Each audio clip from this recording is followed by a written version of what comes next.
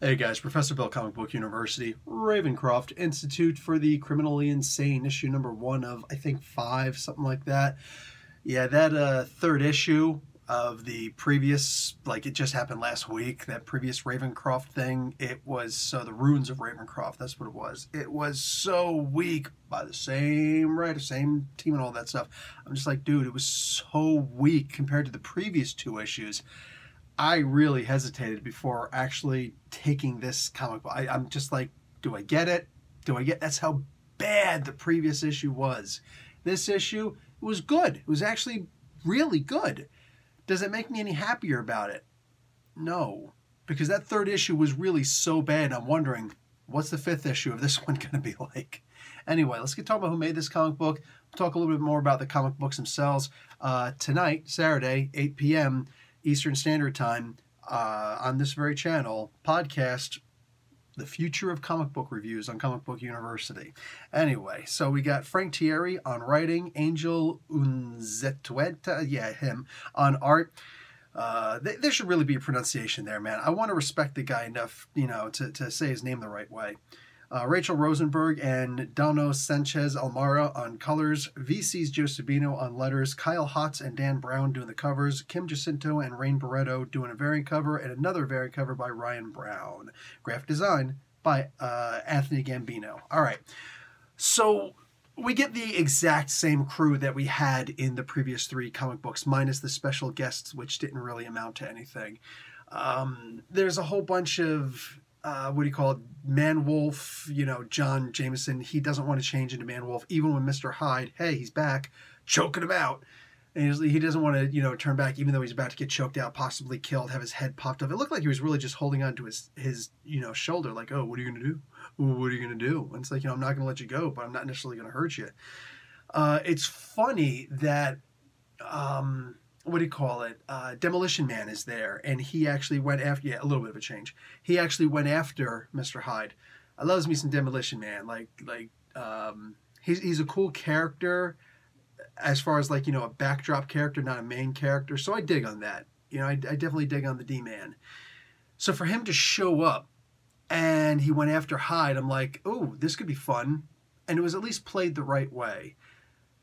Dunphy ain't going after the Hulk. Well, he might, because he's that dumb. But, respectfully, he's that dumb. But he ain't in the Hulk's league. He's not even in Mr. Hyde's league. Hyde is in Grey Hulk's league. You know what I'm saying? Ish. But, Dunphy's nowhere near that level. He's just not. So that was a very good outing, I would say. The trick is, I don't know what they keep on doing with Misty Knight. I loves me some Misty Knight, but for crying out loud, Daughters of the Dragon, man, I don't want to see this freaking, I'm going after top-tier superheroes, Silver Sable died, essentially, fighting against the Rhino, but she just drops the Rhino like he's nothing and nobody, which just diminishes the character. Now, next time he goes after Spider-Man, I'm thinking, well, apparently Spider-Man's not as strong or as tough as Misty Knight is. Well, apparently Spider-Man's not as, cool as Misty Knight is, because she could drop him in one punch. And then she winds up doing the exact same thing with Mr. Hyde here. And I'm just thinking to myself, dude, Misty Knight isn't meant to be going after these top-tier people. Like, what's next? She's going to drop the Hulk? There's just some things that just don't make a lot of sense. And I don't need you to make really awesome street-level characters being able to take down these top tier of strength level characters. I just really don't need to see that. Anyhow, literally that's pretty much the only problem I have with this comic book. They were there getting messed around with by Mr. Hyde because they stopped in front of the cell after his, which is cell and prisoner number 616. Okay, this genuinely piques my curiosity. Because obviously we know that Earth 616 is the modern Marvel universe that we're always reading about, outside of Age of Ultron, Age of Apocalypse, what have you, all these other universes, Marvel Zombies, right? The stuff that happens in other dimensions is other dimensions, but the stuff that we read standard in the comic books is the Marvel Earth 616. So if there's a 616 character, that must mean something. It's not just, I hope at least, it's not just coincidence that they named it that. This actually needs to have some major bearing here. Like, this is a key figure in the Earth 616 universe. Otherwise, yeah, I'm not a particularly happy dude. You know, you don't just throw that out there, because they didn't give the answer to who it is in this book. They do show the unwanted, those vampire characters again, which is cool. I'm glad they didn't just let that go, because that was a big letdown. It's like, oh, you're being attacked by vampires, and they just decided to go away because you turned a knob. Like, what are you doing? What are you doing here, right? I want to be more excited about this comic book. But again, issue number 3 of the Runes of Ravencroft was so horrifically terrible, especially compared to the first 2 of that 3-issue miniseries, that it's hard to get excited over anything in this comic book. We almost see another version of the Dark Avengers in this, which, again, I wanted to be like, oh, I see what you're doing here. Osborn's there, and it's also being led by Kingpin, which is, oh, wow, okay, did not expect this. I guess I should have, because he was being very secretive about stuff. Like, I want this to be a really amazing comic book. But, man, you can talk about the shadow that Ravencroft leaves over the Marvel Universe, you know, the Empire State University, all that good stuff.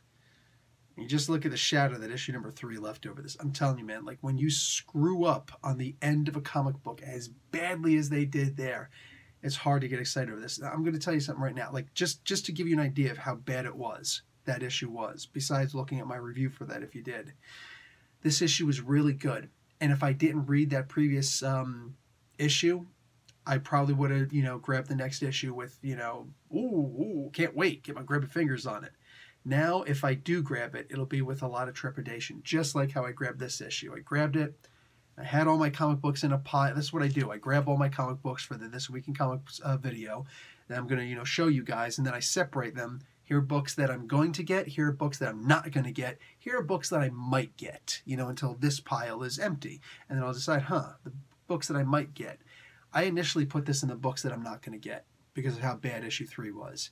And I stared at it, I held it in my hands, I stared at it. It felt like 5-10 minutes. I'm just looking at it like, do I want to spend $3.99? Yeah, $3.99 US. All right, it's more for me here in Canada. Do I want to spend $4 US on this book after how bad the previous issue was? So understand that even if I do read the next issue, it's going to be with the looming gloom and doom shadow of issue 3 weighing heavily on my shoulders. All right, so this was good. I can't tell you how good it was. Just, you know, it was good. Man, maybe I'd say it was just a whole lot better if I didn't read that issue, though. Anyway, guys, that's the review. Because, yeah, screw that last issue. Anyway, guys, Professor Bill, Comic Book University. Class dismissed.